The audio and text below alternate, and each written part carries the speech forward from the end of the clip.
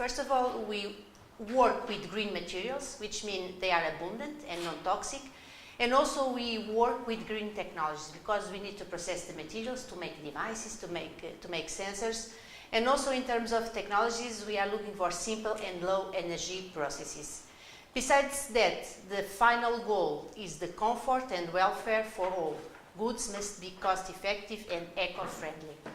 So this is more or less the DNA of our laboratory. So in terms of the key areas that we have in the lab, we have these ones. Of course, we have other ones, but these 5 areas are the most important because within all these 5 areas we have running projects. We work a lot on transparent electronics and paper electronics, and I will focus my talk on these two areas. Also, we work on electrochemical devices, on biosensors and microfluidics, and also more recently on nanoplasmonics, either to be used as biosensors and also to be used in solar cells. So just a flavor about my university. So this is Lisbon over there, this is Tagus River, the ocean, the Atlantic Ocean is over there, and this is our campus. So it's in the south part of Lisbon, and we have a lot of space. Our beaches are just 5 kilometers away from our labs, and CENIMAT, CEMOP, and the Material Science Department are located here in this part. So, some of our labs, we are the unique university in Portugal running clean rooms. So we are able to process, we have all the microelectronic technologies to make integrated circuits, not using silicon but other materials. So we have clean rooms not only for projects but also for our students. Also we have other labs, and also we are very well equipped in terms of characterization. So we work on materials, we use these materials for making devices, and we have more or less what we need in terms of characterization, either for materials or for devices.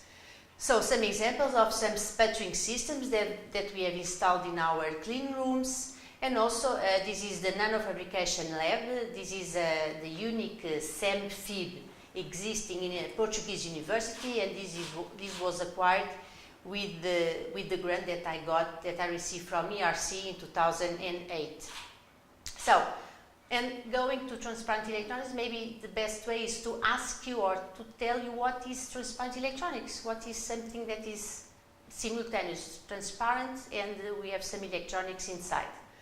So maybe the best person to tell us this is Steven Spielberg or Tom Cruise, and I don't know if you saw this movie in 2004, it was Minority Report, where Tom Cruise manipulates all this type of information in these huge, large screens, but at that time this was science fiction.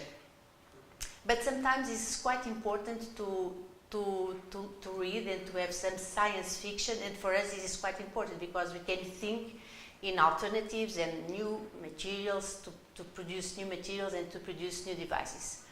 And exactly, transparent electronics is the combination of optical transparency with electrical conductivity.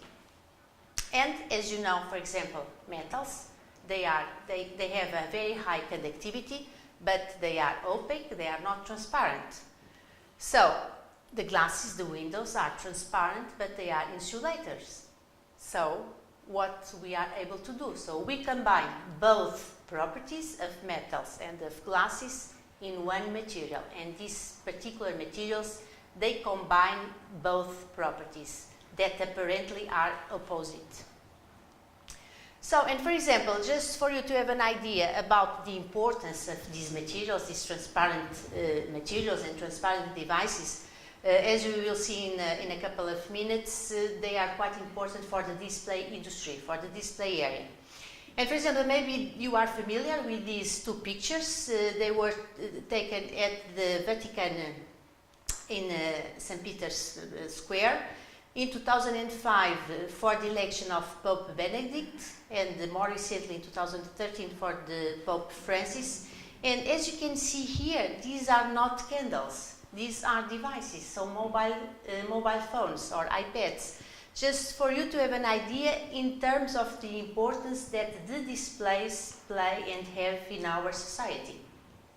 And for example, also if we take attention to, for example, to the evolution of the mobile phones, the first mobiles, they were quite big and the display very, very small. But now, again, we are using big mobiles, big mobile phones, but the dimension of our mobile phone is related to the dimension of the display. And we are not using a bigger one because we don't have space in our pockets to put them. So just to see the evolution of the display industry and the materials associated to these devices. So we are surrounded by displays. This is, for example, the office tourism in Stuttgart, and these are not only displays but are touch screens. So we are not using paper or leaflets, we are using the information around these screens. And also, this is, for example, the airport in Incheon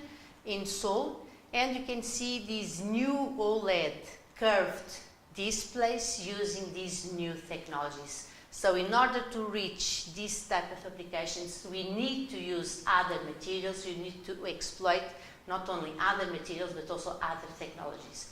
This is what we are doing, for example, with transparent electronics. Also, the displays can be flexible, and for some applications this is quite important because for some areas I need to have something that is conformable, that is flexible. So, for example, you cannot use glass.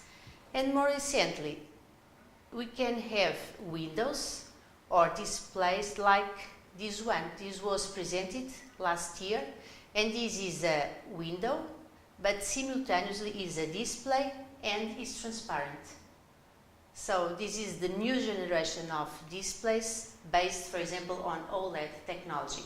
But for using OLED, the transistors that are inside, and in that case they are transparent, and best than the transparency, the electrical performance is much better than the one that is used by using amorphous silicon. So this is where we are. So maybe in the future, and since we are working with transparent materials, transparent electronics, we can embed in all the transparent windows that are around us, in the windows, for example, or in the bus, we can add or we can embed this type of electronics, which is impossible, for example, with the use of silicon because it's not transparent. So why is that possible? Because you are using a completely different type of semiconductor. So we are not using the conventional silicon or germanium or other alloys. We are using metal oxide semiconductors. And in fact, we are in the presence of a new class of electronic materials. For example, if this was completely wrong, for example, 10 years ago, but now is a reality. And this type of devices and materials are used in commercial applications. And in fact, like in a class of students, we have good students, not so good students, but we must exploit the good ones, and we can have copper oxide, zinc oxide, gallium oxide, indium oxide, tin oxide, and also combinations among all these type of oxides. And we are playing with the properties of these materials to build and to produce these devices. And for example, we start with zinc oxide, and I don't know if you know, but for example, the sun creams are based on this type of materials. When we go to the beach, it's convenient to use a protector, and usually we use a sun protector. And if we take a look about the ingredients, one of the importance is zinc oxide, because zinc oxide is a wide bandgap semiconductor, absorbs the UV, and works like a filter over our skin. And we are using this type of creams, of this type of materials to make electronics. Why these materials are so attractive? Because the cost is lower, they are biocompatible, and for example, for some biosensors or for some applications, coatings, it is important to use biocompatible materials. They are recyclable. The technology is green because you can produce these materials just by using physical techniques like sputtering. We are just using argon or oxygen, or also you can use a solution process water-based. And behind all these advantages, they present superior electrical performances. And this is quite difficult, for example, for other materials or other devices, because usually if we are changing a material for another one, I can gain in terms of quality or performance, but not in cost. Usually I lose something. And in this type of materials, we have only advantages. We don't have disadvantages, so it's quite particular. And why these materials are so good, or they present superior properties? Usually they are, and these combinations, they are not polycrystalline or crystalline materials, they are amorphous.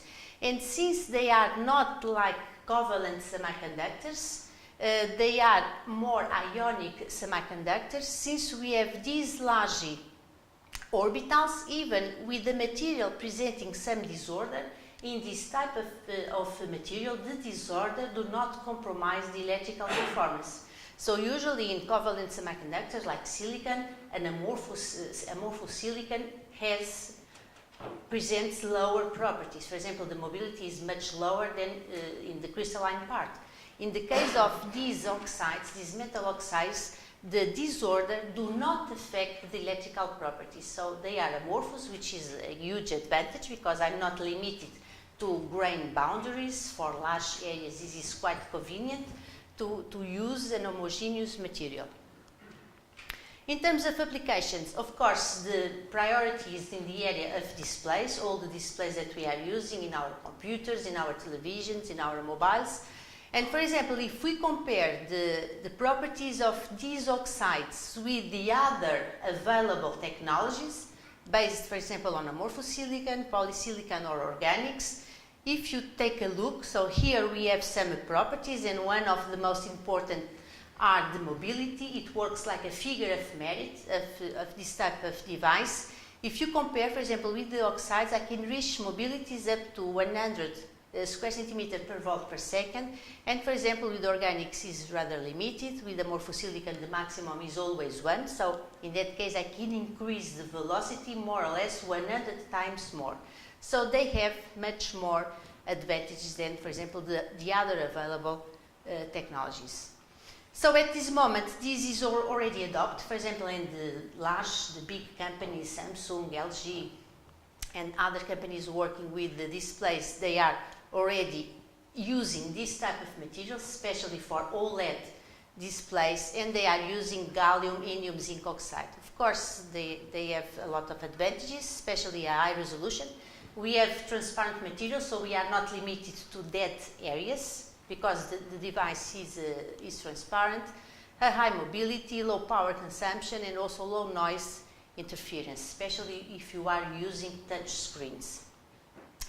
So the devices work quite well, for example, and if you work with the industry, it's quite important, two things. And we have some contracts with Samsung. We are currently working with LG, and also we have a contract with Merck. Merck is developing new materials for this particular application for the displays, and we are testing these new materials in our laboratory. And for industry is quite important, stability and reproducibility. We can perform something very good with a very nice, the highest mobility or the highest performance, but we need to have devices that are stable over time and also they are reproducible. This is quite important. And for example, this is an example of, this is a typical electrical characteristic. This is current as a function of voltage. I don't go into detail, but for example, here we have the same device after 10 months, and as you can see the curves, the electrical characteristic is the same, which means that the device is stable, and also they are reproducible. For example, these are results that we got within an European project that finished this year, the Orama project. And for example, we produced in that case 168 transistors. And again, the electrical characteristic of all these transistors is the same. So for industry, it's quite important, stability and reproducibility, because in that way we will have credibility and also we can work with the industry. But of course, we are not limited only to transparency or for these TFTs, these transistors that we are using in our displays, but also we can work and we can perform integrated circuits. So we can perform inverters, We can perform other electrical integrated circuits like ring oscillators, other integrated circuits, and so on. So we are working with new semiconductors, so we are not limited. So we can apply these new semiconductors to all the kinds of electronics that are already available using conventional silicon.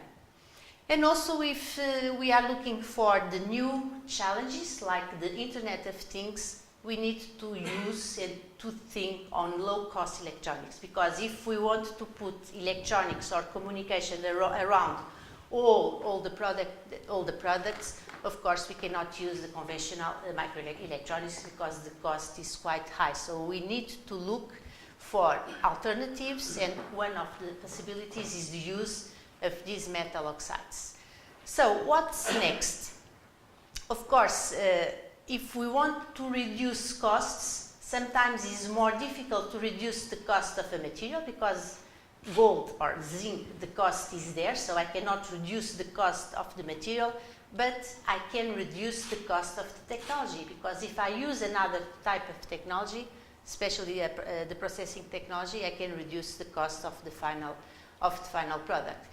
And for example, this is a comparison. For example, if you use physical techniques like sputtering for producing thin films, if I compare these, for example, with the use of a very low-cost technology, like for example printing, if I have a solution with the same material, if I print the same device, I can reduce the number of steps. For example, for a conventional microelectronic process, I need 6 steps, and also I need to use photolithography, expensive materials, I need to use vacuum systems, I need to use gases.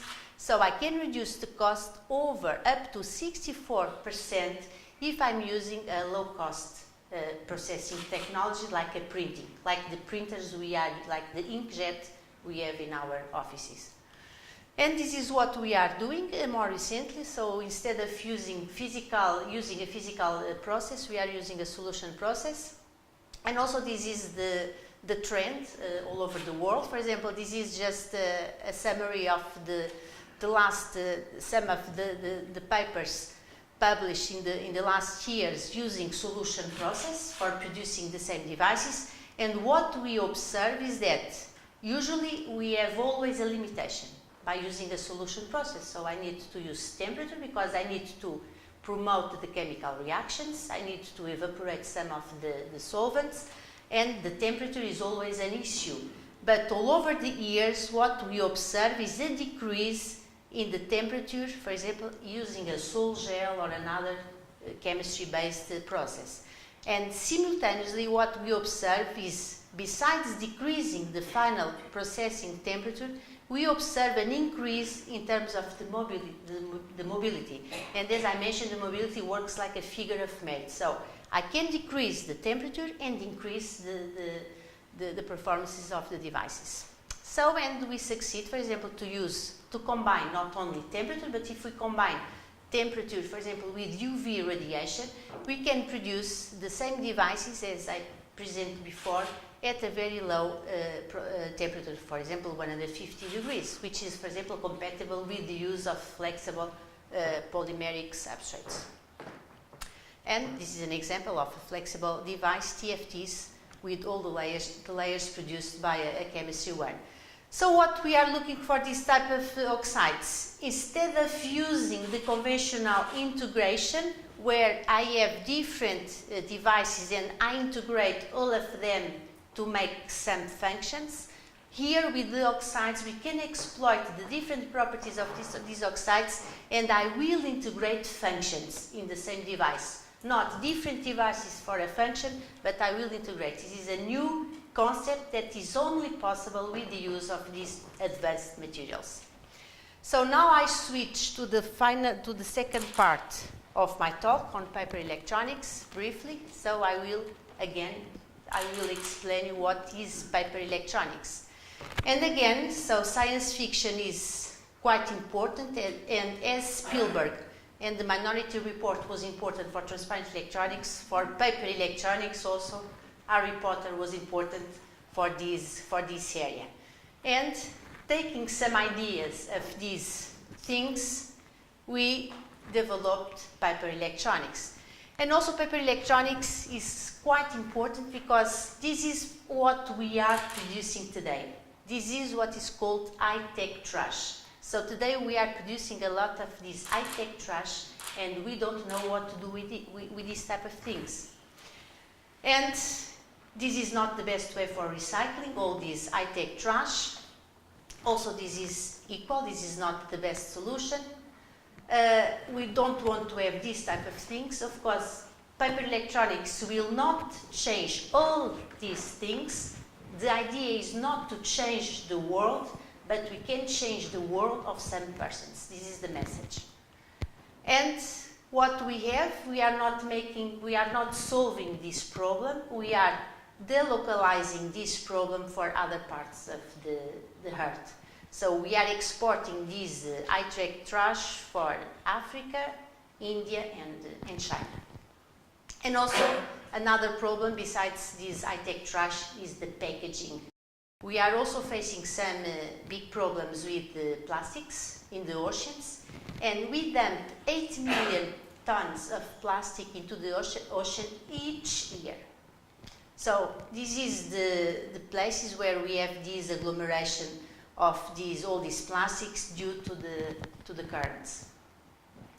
So just if you want to go inside a little bit about these paper electronics, it was just published this year, a nice report at Chemical Reviews, where it is presented what we can do using wood-derived materials for green electronics, biological devices and also energy applications. So cellulose has enormous potentialities. We can use this biodegradable and this very low-cost material and not to solve, to replace some of the applications that we are using today. And also in some cases we can use this for disruptive applications, for new applications.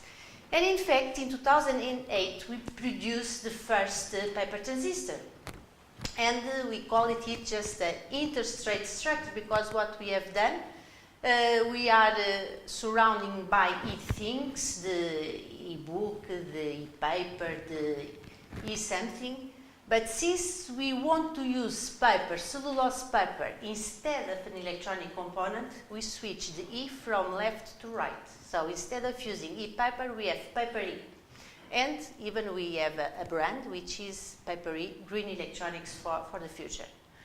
And what is the paper transistor? So it's very easy. We start with a sheet of paper, and this is like making a photocopy in both sides. In one side, I deposit a gate, a metal or a metal oxide. On the other side, the semiconductor, and I have a field effect resistor. And it works. Why we use paper? Because it's the most abundant biopolymer and environmentally friendly, is flexible and unbreakable, is a low-cost material, is the lightest known material. The production is very well established. For example, we produce today paper for photocopy and white paper at a velocity of 100 kilometers per hour, so the technology is already there, so we don't need to invent paper or to optimize either the technology. Presents very good dielectric properties. Paper is ubiquitous, so paper is everywhere and is recyclable. So these are the main advantages that paper has, and also this is why we start to work with paper. And in our lab we work with paper in two ways, at the micro and also at the nano scale. For example, this is normal cellulose, this is the office paper that we are using today. So the scale is 100 micrometers, this is the porosity. Here is nanocellulose. Of course they are quite similar, the only difference is the scale. Here is 100 micrometers, here 100 nanometers. Also in terms of properties, this is a typical diffractogram of microcellulose and nanocellulose, so the material has a good crystallinity, has good structural properties. Also in terms of optical properties, office paper is white, so it's not transparent. Nanocellulose is transparent, and we like particular to work with transparent paper because we work with transparent electronics, we work with paper electronics, and now we have transparent paper. So we have both fields in one. We merge both. For example, this is a typical transmittance for a nanocellulose sheet of paper, and for example in the visible region has more or less 60% transmittance. And this is how it looks like. And in that case, this sheet of paper was produced by a bacteria. And this bacteria exists, for example, in vinegar, the vinegar that we are using at home. And the bacteria, the name is acetobacter, because also vinegar is the acetic acid. And this bacteria works like a nano extruder.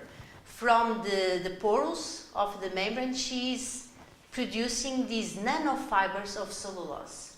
So, for example, if we compare the work of the vinegar bacteria with the conventional trees for making as a final goal to have a sheet of cellulose or a sheet of paper, for vegetal cellulose, we need to wait 4 to 5 years to grow a tree, a pine or a eucalypt. For using vinegar, we just need to wait 2 to 3 days to have a sheet of paper. So we have always alternatives. So some examples of the work that we are doing in our laboratory using paper, not only as a substrate, but also as a dielectric material, electronic devices, solar cells, electrochromic devices, and also biosensors. I will just show you some examples of solar cells and biosensors. So biosensors is also quite important, and especially, for example, it is expected that in 2050 we will have a huge increase of persons over 65 years. And also, of course, this is quite good. We can stay here more time, but we want to stay in better conditions.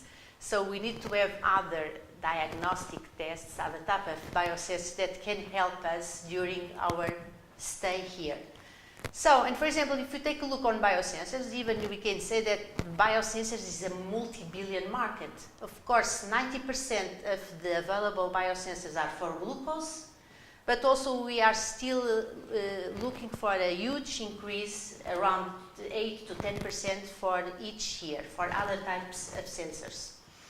And for example, using also again some technologies available, instead of using the conventional SU8 lithography microelectronics technology for making biosensors, again we are working on paper. We are using paper for low-cost biosensors, and the name is lab on paper, because we can produce on paper whatever we want.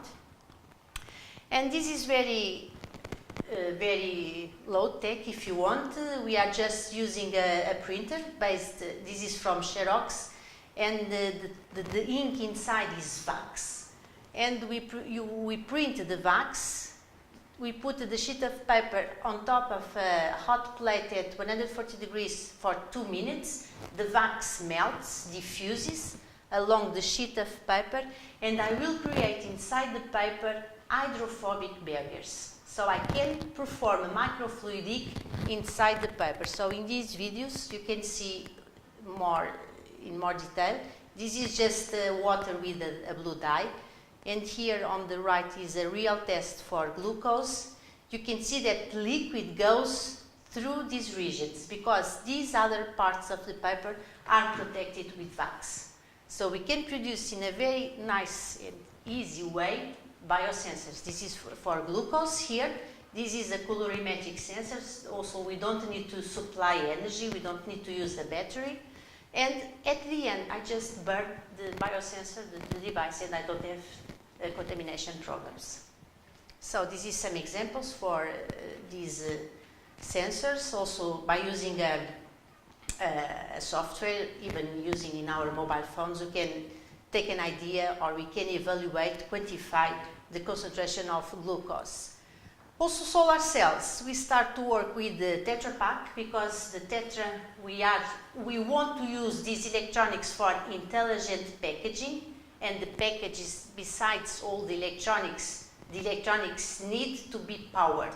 So we start by using Tetra Pak, and the aluminum foil already that is inside on the surface of this paper, and we built the solar cell. So this is an example of solar cells. We optimized our system because the devices have been produced at the low temperatures to be compatible with the use of paper. Also on office paper, and we achieved values of 4% in terms of efficiency. And again, in bacterial cellulose, also we can use this paper produced by the vinegar bacteria, and we reach a value of 5%.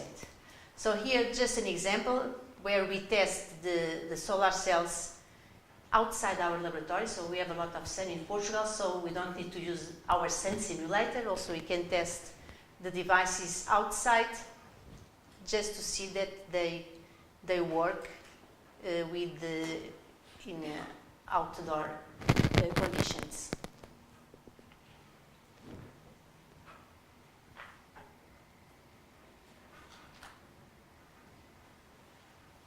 This is just an example of the open circuit voltage, which is 0.8 volts, and also we can measure the short circuit current. So the idea is on paper electronics, is to build and to produce all the devices we need for a system, not only the discrete devices, but the idea is to build not only a display, a solar cell, a sensor, but we want to produce all the electronics on paper. So, as you realize, this is not a single work, this is a team work, and this is one of our last pictures. And also we like to this sentence: if you want to go fast, go alone; if you want to go far, go together. So this is the result. Also, I would like to thank ERC. I got an advanced grant in 2008, and besides the grant, also my project was selected as a success story from ERC. And also the current projects. And finally, I would like to thank you for your kind of attention. Thank you.